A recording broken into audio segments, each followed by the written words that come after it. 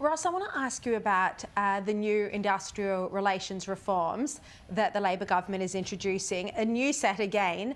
This time, well, the government says that it will allow casuals who are effectively working full-time hours to easily transition to full-time employment after 6 months. They say that they'll be able to access benefits like sick pay and annual leave. But businesses are in uproar about these changes. They say it will cause a legal and recruitment headache. What's your view? And is this an example of industrial relations reform affecting productivity? Well, this is precisely right. I mean, do you want an incentive to employ a person or do you want a disincentive?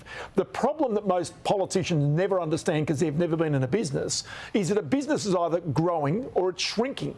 And so while you need core staff that do the key jobs for you, and remember they're valued members of any business, you also at the edges need staff that may be able to be moved in or out. And that's where your casual workforce comes in.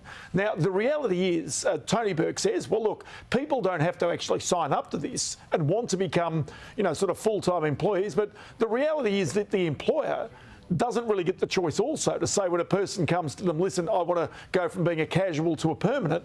Well, you don't get the choice as the employer to say, well, actually, sorry, I'm going to let you go altogether. So this is where really the flexibility is building in one way, but not the other. And already there's a mechanism there that after 12 months, this can already be done under current legislation. So why this needs additional legislation is something that is, I think, befuddling the business community. And again, this is where productivity does not go forward when it makes it harder or a disincentive to in fact take people on either as casuals or as full-timers. It seems crazy. And we've got unemployment at close to 50-year lows. It's not as though really we're battling for people to find jobs. There are many people who choose to be casuals because guess what? They get the higher rate. Yeah, look, it definitely seems like there are contradictory policies happening here. Ross Greenwood, thank you very much for your time. Okay.